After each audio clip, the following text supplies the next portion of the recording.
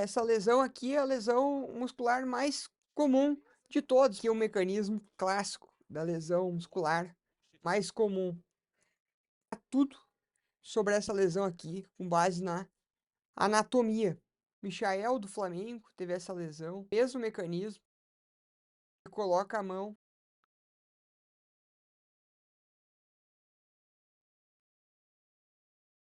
O Mbappé teve essa lesão agora nesse final de semana. O melhor jogador de futsal do mundo teve essa lesão durante a Copa do Mundo. Não tá jogando agora na fase final pela seleção. E eu mesmo tive essa lesão agora no final de semana, jogando o Campeonato Gaúcho Universitário. Ali, a coxa direita, quando eu dou a pisada, eu senti o estalido, e quando eu pisei, eu senti que o músculo tinha perdido a função. A lesão infeliz, segundo lance, primeiro lance que tinha feito esse gol aqui, segundo lance da partida, recebi a bola e aconteceu isso aqui no vídeo.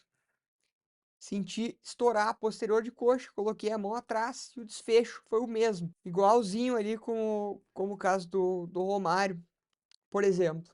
Vamos entender tudo sobre isso aqui, com base na anatomia. Quem é essa musculatura aqui, a posterior de coxa? São três músculos. Ó, a gente tem o semitendinoso, esse aqui que tem inclusive o tendão grande, o semimembranoso, mais embaixo, e o bíceps femoral, aqui mais lateralmente. Isso aqui tudo tem origem no isquio, aquele ossinho que a gente sente quando senta com o tronco reto. E vai se inserir lá embaixo, na parte proximal da tíbia, e o bíceps femoral se insere aqui na cabeça da fíbula. Esses músculos eles são os mais lesionados porque eles são músculos biarticulares, a primeira coisa. O que quer dizer isso? Que eles cruzam duas articulações, movimentam duas articulações. O quadril, como a gente está vendo aqui, que eles fazem a extensão da coxa ou do quadril, e a outra coisa que fazem é a flexão do joelho ou flexão da perna. Então, movimenta essa articulação de cima e essa de baixo. E como são três músculos atuando em conjunto para fazer duas funções diferentes, eles têm que estar muito sincronizados para fazer isso. E a contração ela tem dois momentos, a parte concêntrica e ainda a excêntrica. Então, tem que contrair e descontrair. Na parte excêntrica, inclusive, é na maioria das lesões musculares, que é quando ocorre, que é onde o músculo produz maior força. Inclusive, tem um vídeo só falando disso aqui na página, explicando de acordo com a biomecânica e anatomia microscópica. Mas, em resumo, na prática, se vocês forem na academia, vocês vão perceber que quando estiver levantando um peso, por exemplo, na parte de subir, na concêntrica, às vezes falha. Mas, se tu tiver uma ajuda na parte de subir, na parte da descida tu consegue fazer sozinho. Isso é uma comprovação prática, o motivo da contração excêntrica ser realmente mais forte, produzir mais força, e é por isso justamente que nesse tipo de contração é onde as lesões musculares tendem a acontecer, e não é diferente com essa aqui. Além disso, a gente vê que são três músculos.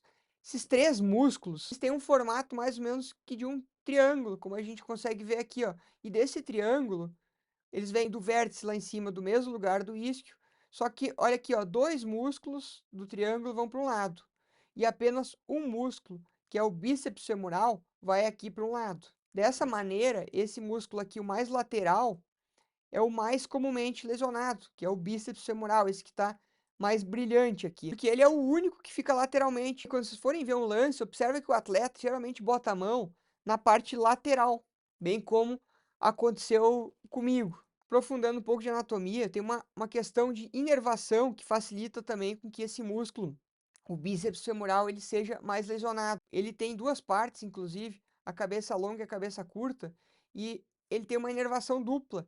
Isso também predispõe, dificulta o controle neuromuscular ali e facilita que as lesões sejam nesse músculo. Inclusive, o outro nervo, além do ciático, que inerva uma parte do bíceps femoral, é esse aqui, ó, o nervo fibular comum, que ele faz o contorno aqui na cabeça da fíbula. Lesões na cabeça da fíbula podem acabar lesionando esse nervo também, mas aí como é distal, não tem a ver com essa lesão, é só um adendo aqui, porque quando tem uma lesão no nervo, o comprometimento se dá distal ao nível da lesão. Outro fator muito importante é se houveram lesões prévias, porque o músculo ele tem uma capacidade limitada de cicatrização, e essa cicatrização, essa regeneração, ela é limitada e lenta, e muitas vezes se forma muito tecido fibroso, que é um tecido não contrátil, que vem às custas de fibroblastos e não células satélite musculares, que são as células tronco do músculo. Essas células tronco, elas são lentas e fazem uma regeneração limitada. Então, se tem uma lesão, quanto maior for a lesão e quanto mais recente, menos a gente vai ter o tecido contrátil ali no lugar e vai ter um tecido fibroso, que naturalmente, além de ele não contrair, ele é mais duro. Então, é como se a gente fizesse uma analogia com uma borracha de dinheiro, aquelas borrachinhas amarelas velhas. Quando ela é mais dura, mais velha, ela rompe mais fácil. Então, ter uma lesão muscular prévia aumenta a chance de ter uma lesão novamente. E foi o que aconteceu comigo. 2 meses antes do campeonato, eu tinha tido essa mesma lesão e jogando no campeonato com a grama mais alta. Não podia jogar com chuteira de trava, eu estava jogando com chuteira de 7, que não dá tanta tração. Se eu olhar ali no lance que eu fiz o gol primeiro, dá para ver que eu tô patinando um pouco. Isso faz com que sobrecarregue mais toda a musculatura. E existe a teoria do elo mais frágil de uma corrente, que é onde tende a romper.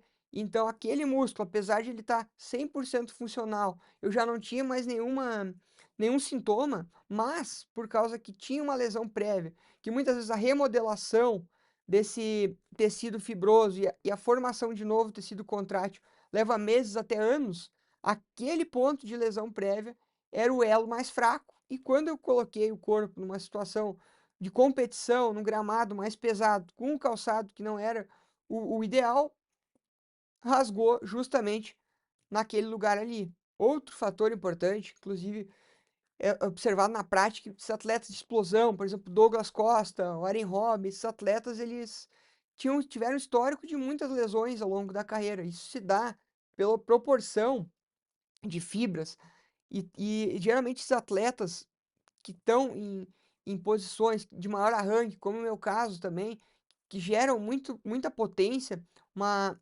energia muito grande passando pelo tecido num curto período de tempo, isso coloca mais estresse, é como pegar um barbante e puxar o mais forte possível.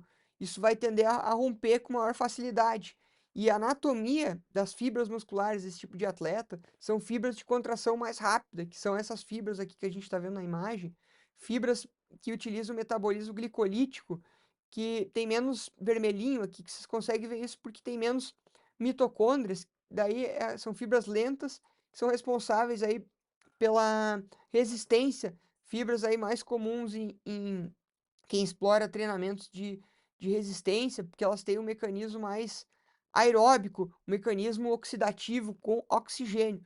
Já o outro lado aqui, as fibras do tipo 2, elas são mais branquinhas porque elas têm menos mioglobina, elas utilizam mais a via glicolítica anaeróbica, que permite grandes explosões.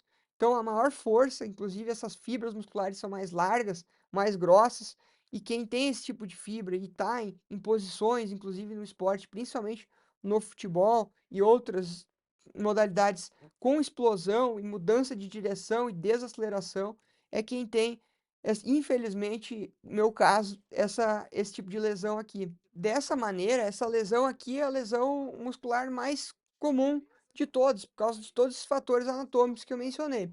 Músculo biarticular é o músculo responsável pela marcha, gerador de potência. São 3 músculos que têm uma configuração em triângulo e um dos 3 fica sozinho de um lado. Inclusive, esse músculo tem uma inervação dupla, que é o bíceps femoral, que não por acaso ele é o mais frequentemente lesionado. Outro fator importante anatômico são os tipos de fibra, atletas com tipos de fibra rápida, com grande capacidade de gerar potência, arranque, desaceleração, são mais suscetíveis por colocar mais estresse aí numa região que anatomicamente tem todos esses fatores que eu mencionei aqui. Confirmado por um estudo da UEFA, olha aqui, ó, que 35% de todas as lesões foram musculares e metade delas na coxa, 70% na região posterior disco tibiais. Desse conhecido estudo aqui publicado no British Journal of Sports Medicine. Existem maneiras de fazer o diagnóstico, avaliar bem onde é que é o ponto da lesão,